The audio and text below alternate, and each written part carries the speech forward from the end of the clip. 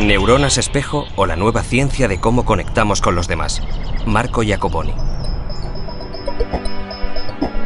Desde cómo aprendemos a hablar, a escribir o a conducir, hasta por qué se revuelve nuestro interior cuando vemos el sufrimiento de otra persona, siempre están detrás las neuronas espejo, uno de los grandes descubrimientos de las últimas 2 décadas.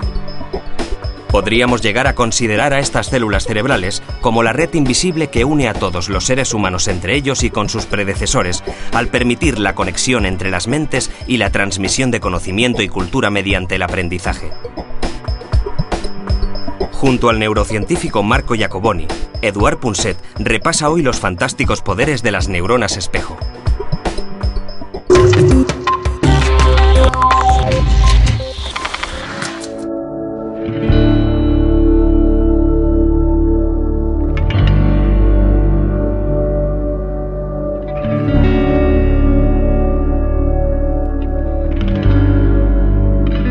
Siempre pensé que hace unos 50.000 años, más o menos, hubo alguien que supo intuir lo que estaba cavilando el cerebro del que tenía enfrente.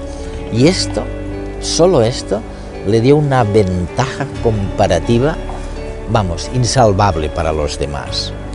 Y han tenido que pasar 50.000 años para saber por qué mecanismos y cómo podemos intuir lo que el otro está pensando, lo que el otro está o va a hacer y lo que el otro está sintiendo. Y esto es gracias a las neuronas espejo, sobre lo que versa este programa de redes.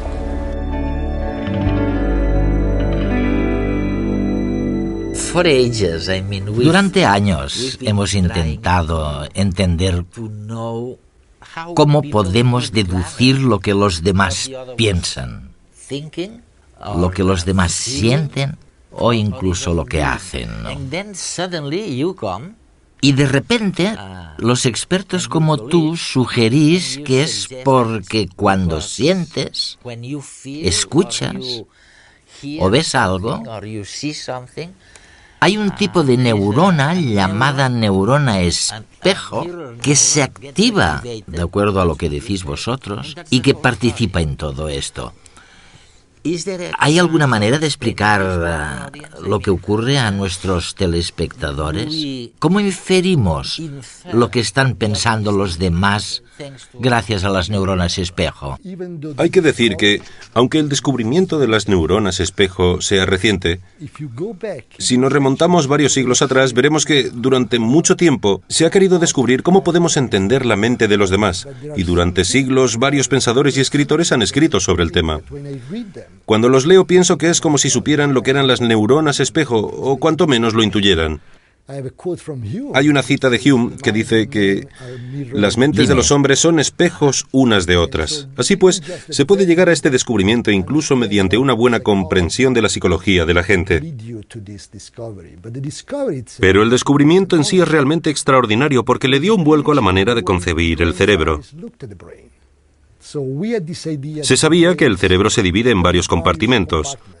Uno para el control motor, otro para la visión, otro para escuchar las cosas, otro para pensar en ellas. Pero resulta que la misma neurona, el descubrimiento se hizo en el cerebro del mono, la misma neurona que se activa cuando el mono agarra una cosa, se activa también cuando el mono está quieto y ve que alguien agarra algo. Sin que haya movimiento. Ninguno. El mono no se mueve, pero la neurona se activa. Se activa. Y por eso las llamamos neuronas espejo. Porque es como si el mono que ve a otro haciendo algo estuviera contemplando su propia acción reflejada en un espejo. Así pues, realmente nos volvemos espejos de los demás mediante este mecanismo especular tan sencillo. ¿Y por qué es importante? Porque tras cada acción que hacemos, cuando yo agarro el libro o tú el bolígrafo, existe una intención subyacente, un estado mental tras esa acción. Sí. Así que mediante este espejo de las acciones de los demás, podemos acceder a su mente, al estado mental que los condujo a actuar.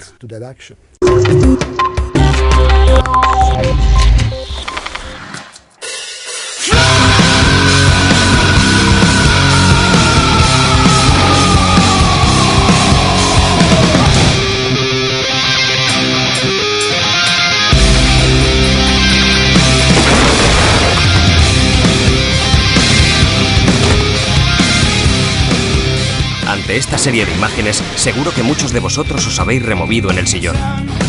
Rebobinemos la secuencia. ¿Nunca te has preguntado por qué sufres de una reacción física, algo parecido al dolor cuando ves dolor en los otros? La respuesta está en las neuronas espejo, unas células del cerebro que actúan realmente como espejos, en el sentido más literal del término. Reflejan las sensaciones de los demás y hacen que las sintamos casi como si las viviésemos en nuestra propia piel. Si no fuera por ellas, no existiría el cine ni el teatro. Nadie se estremecería ante el trabajo de los actores que se besan o lloran, o acometen proezas heroicas. Tampoco existirían los libros, que nos hacen vivir vidas ajenas, ni habría seguidores de los equipos de fútbol, ni retransmisiones deportivas televisadas. Pero las neuronas espejo no se limitan a hacernos disfrutar en nuestros ratos de ocio. Nos pasamos el día intentando entender el mundo, percibiendo las emociones de los demás y simulándolas en nuestro interior. Y es que las neuronas espejo no descansan, interpretan hasta los más insignificantes detalles musculares de las personas que nos rodean, de forma automática, informándonos de cómo se sienten a cada momento. Podríamos decir que nuestro cerebro es un radar andante especializado en detectar lo que le rodea. En realidad, le importa más lo que ocurre a tu alrededor que saber quién protagoniza cada acción. Tú, como individuo, le importas menos de lo que crees. Te lo mostraremos con un ejemplo. Es evidente que para ti es muy diferente chutar una pelota que ver chutar una pelota, o que escuchar chutar una pelota, o pronunciar la palabra chutar. Pues resulta que ante todas estas situaciones se activan las mismas neuronas espejo. Para ellas, la concepción clásica de que el mundo se divide en lo que hago yo y lo que hace el resto es insignificante. Hace unos años, incluso los descubridores de las neuronas espejo hablaban poquito de ellas, porque no estaban seguros de cuál era su finalidad, su objetivo, ni de qué significaban realmente. Pero ahora hemos llegado al extremo contrario. Ahora hay una tendencia a pensar que son decisivas para todo. Sí. Hablemos de algunas de las cosas para las que parece que son decisivas, como la imitación, por ejemplo. Tú mismo afirmas que sin las neuronas espejo no habría imitación. Las actrices y los actores no podrían imitar también a sus personajes. ¿Qué sucede con la imitación y el aprendizaje de la imitación? Creo que las neuronas espejo son muy importantes en eso. Teniendo en cuenta las propiedades de dichas neuronas, todo apunta a que son fundamentales para la imitación porque se activan al realizar una acción, pero también al ver a otra persona realizándola. Así que resulta casi natural que tengan importancia en la imitación. Además, hemos llevado a cabo experimentos de neuroimagen. ¿Cómo cuáles? Como poner a alguien en el escáner para repetir ciertas acciones y luego, bajo condiciones controladas, descubrir qué respuestas son de imitación y no simplemente relacionadas con realizar la acción. Ya. E hicimos un experimento con una técnica llamada estimulación magnética transcraneal, que provoca una lesión pasajera en el cerebro. De hecho, utilizamos esta técnica para inhabilitar el área de Broca mediante una pequeña lesión, temporalmente. Los participantes no sufrieron ningún daño a largo plazo. El área de Broca es una de las regiones que contiene estas neuronas. Pues bien, resulta que los participantes ya no pudieron imitar más. No, y esto sugiere que existe un vínculo muy fuerte entre las neuronas espejo y la imitación. Sin embargo, creo que en principio se puede imitar sin neuronas espejo. Hagamos un experimento mental. Imagina que con una varita mágica pudiera hacer desaparecer todas las neuronas espejo de tu cerebro. Creo que seguirías pudiendo imitar, pero que utilizarías una forma muy distinta de imitación, que se basaría mucho más en mirar lo que hago y reproducirlo, sin captar mis sentimientos, sin ver cuáles son los estados mentales asociados con lo que hago. Por tanto, sería imitación sin lectura de mente, sin conexiones entre las dos mentes. Hay otro descubrimiento relacionado que también parece asombroso, y es el siguiente, y corrígeme si me equivoco. Si un ser humano o un mono ven a alguien que se pone en la boca un caramelo, getting a sweet, to take into his mouth, las neuronas del mono y las del humano, las neuronas espejos, se activan. Pero si en lugar de llevarse a la boca un caramelo, no hay nada, y el ser humano actúa como si hubiera un caramelo en sus dedos, sin que sea así, entonces la neurona espejo del ser humano se activa.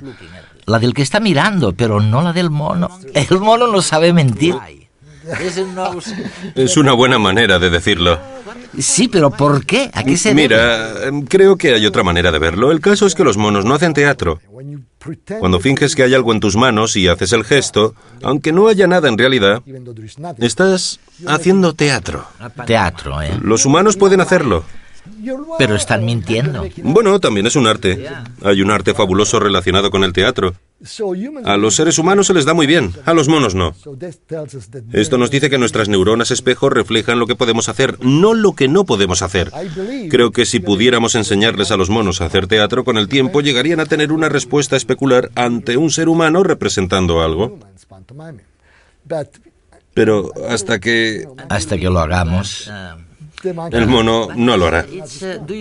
Marco, vamos a ver, ¿crees que estoy equivocado cuando pienso que los monos y los seres humanos tenían ambos, hace, 2 millones de años, neuronas espejo muy parecidas, pero que luego, con la evolución, el ser humano, a través de procesos cognitivos más densos o sofisticados, aprendió a fingir, a engañar a los demás, mientras que el mono no lo aprendió?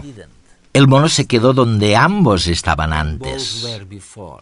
No sabemos si es porque las neuronas espejo del cerebro humano son más complejas que las neuronas espejo de los monos, o porque la neurona espejo se comunica con muchas más neuronas en el cerebro humano que en el del mono. Esto es algo que hay que tener en cuenta. Las neuronas espejo no están aisladas, sino que forman parte de una red muy amplia de neuronas distintas. Si pusiéramos un mimo delante de un mono, este se aburriría un montón.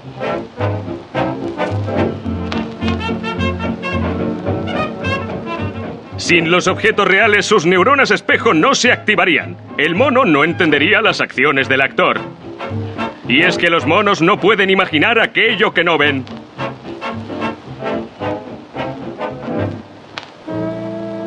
Nosotros, los humanos, somos muy diferentes. Al contrario que los primates, somos capaces de creernos cosas que sabemos que no existen. De hecho, nos encanta hacerlo.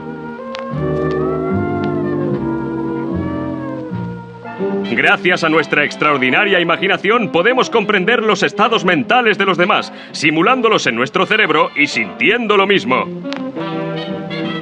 Esto es lo que llamamos imitación y es la base de las relaciones humanas. La imitación nos permite ser empáticos y entender a los otros. Es nuestra manera de conocer el mundo que nos rodea.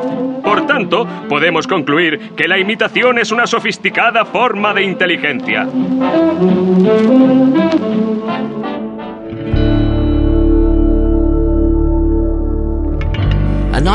Otro campo en el que las neuronas espejo entran en juego es el lenguaje. Mencionas el área de Broca, que al parecer es la región principal del cerebro para el lenguaje, ¿no? ¿Qué sucede exactamente con eso? ¿Hasta qué punto han sido útiles las neuronas espejo para que los humanos aprendieran a hablar? ¿Es cierto? En primer lugar, cuando hablamos siempre utilizamos las manos. La gesticulación con las manos es muy importante para la comunicación.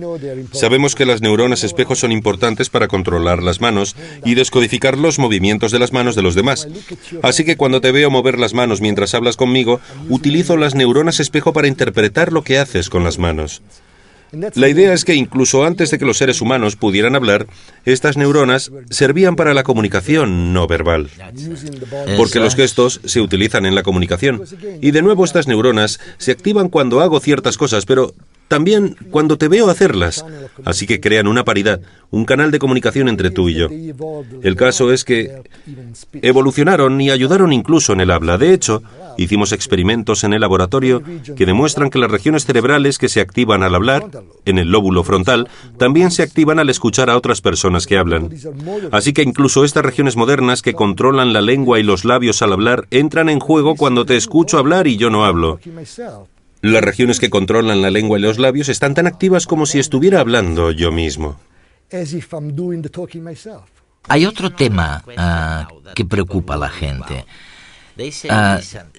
Si las cosas son como tú sugieres y si todo es cierto, y todo es tan automático como dices, porque incluso si no media movimiento, incluso si hago un gesto con la mano, en uno y otro caso existe una neurona espejo en tu cerebro que te dice lo que estoy pensando, ¿qué pasa con el libre albedrío? ¿Hay algo que quede del libre albedrío, de lo que llaman libre albedrío? Bueno, es una pregunta estupenda. En cierto modo, este y otros descubrimientos de la neurociencia sugieren que nuestra noción del libre albedrío es un poco demasiado optimista. No tenemos tanto libre albedrío como nos pensábamos. No obstante, sigo pensando que un poco sí tenemos, porque me parece que tenemos mecanismos de control en el cerebro. Por ejemplo, ¿por qué no te imito todo el rato?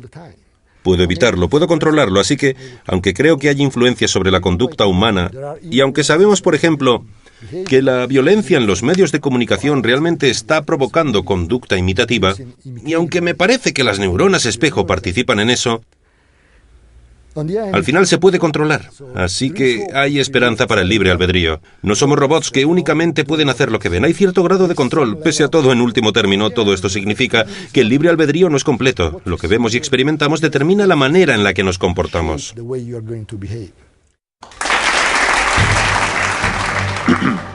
Buenas noches. ¿Se ha parado a pensar en la cantidad de cosas que hacen sus manos por usted? Los Homo sapiens se pasan el día manipulando objetos. Son miles de actos diarios que nosotros las manos ejecutamos con milimétrica precisión.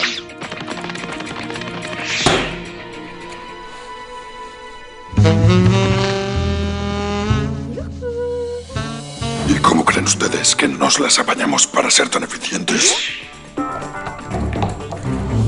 Las neuronas espejo detectan el movimiento de las otras manos y enseñan a las propias a imitarlas. Desde que nacen, se dedican a perfeccionar este arte. Sin embargo, en realidad no se trata solo de repetir movimientos. No, es algo mucho más profundo, más sofisticado. Considere estas 3 escenas. Imagine que usted observa a uno de los nuestros, una mano, quiero decir, tomando una taza de una mesa. Sus neuronas espejo se activarán un poco porque detectarán el grácil movimiento. Pero si observa el mismo acto con una mesa desordenada y llena de migas, asumirán que el propietario de la mano está recogiendo después de una merienda. Las neuronas espejo se activarán más que en el caso anterior, porque detectan que el movimiento tiene una intención, que es la de limpiar la mesa, y eso las excita. Ahora imagine que la misma escena se repite pero con la mesa ordenada y lista para el festín. En este caso, las neuronas espejo creerán que la mano tiene la intención de tomar la taza para beber de ella. Y por tanto, se activarán al máximo, porque beber, para nuestro cerebro, es una intención mucho más fundamental que limpiar. Es decir, que las neuronas espejo identifican, además de los movimientos, las intenciones que hay detrás. Esto tiene consecuencias sorprendentes. La simple presencia de esta manzana pone en funcionamiento un plan de las neuronas espejo para cogerla, ajustando la apertura entre los dedos al tamaño de la fruta. Pero si repetimos la acción colocando junto a la manzana una uva, el cerebro elaborará rápidamente un programa de agarre alternativo. La mano buscará una apertura intermedia entre ambos tamaños, por si se decide a cambiar de opinión y escoger la uva. Usted no se da cuenta de esto porque es un mecanismo inconsciente. Pero no importa. Ya ve que las manos estamos preparadas para cualquier eventualidad. Así de precisas somos. Buenas noches.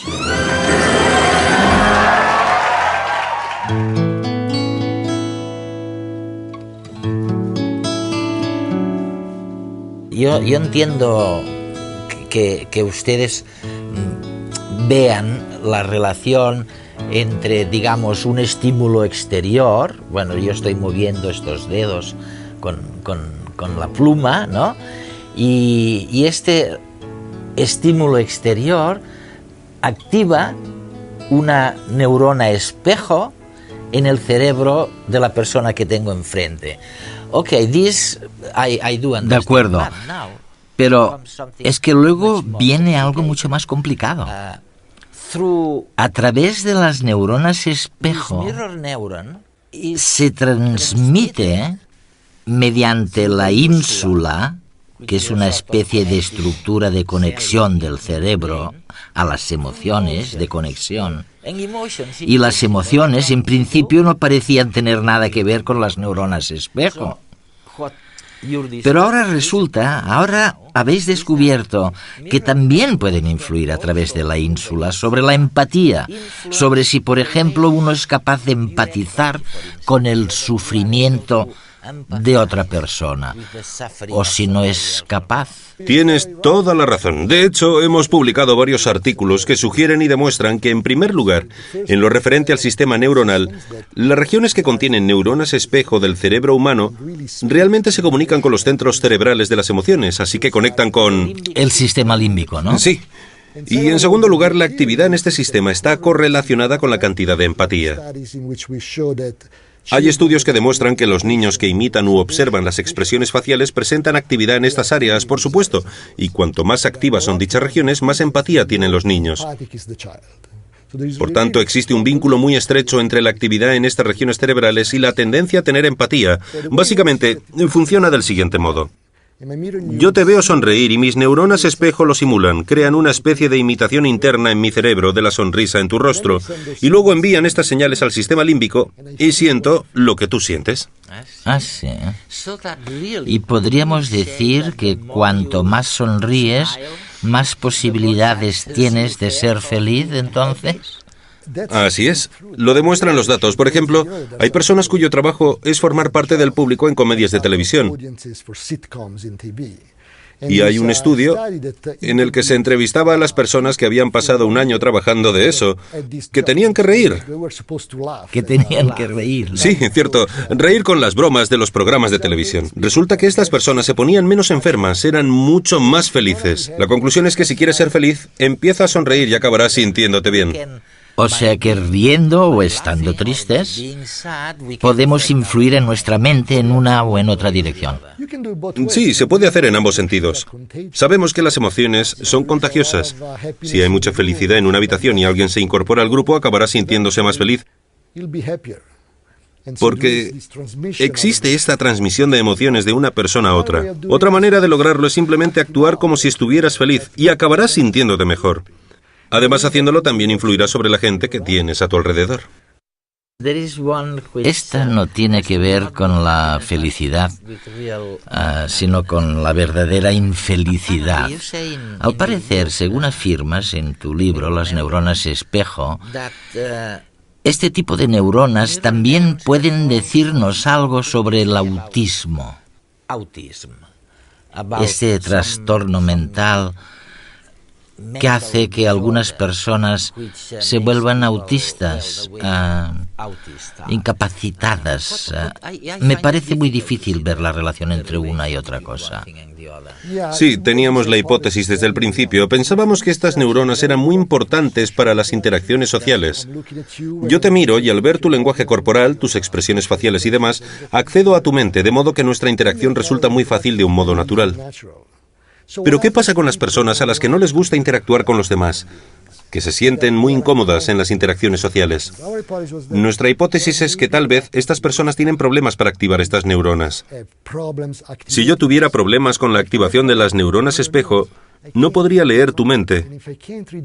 Y por tanto la interacción me resultaría incómoda porque no sabría lo que te pasa por la cabeza, no sabría si quieres pegarme. Hicimos estudios de neuroimagen que demostraron que, de hecho, hay actividad reducida en las neuronas espejo de los pacientes con autismo.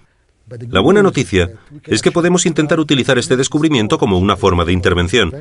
Ya se están utilizando tratamientos basados en la imitación con la idea de volver a entrenar las neuronas espejo de los pacientes con autismo para que funcionen mejor. Me parece que estamos al principio de la ciencia de las neuronas espejo y que todavía hay muchas cosas por descubrir. Es una gran oportunidad para el futuro. Sí.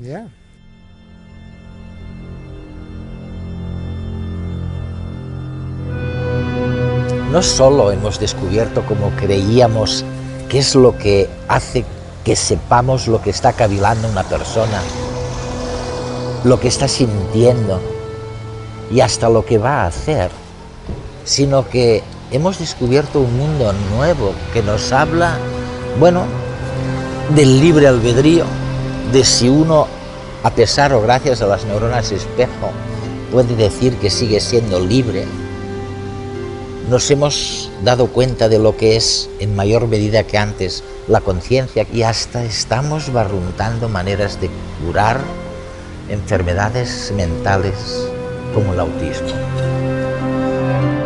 Las neuronas espejo son los diminutos milagros gracias a los cuales atravesamos el día. Marco Iacoboni.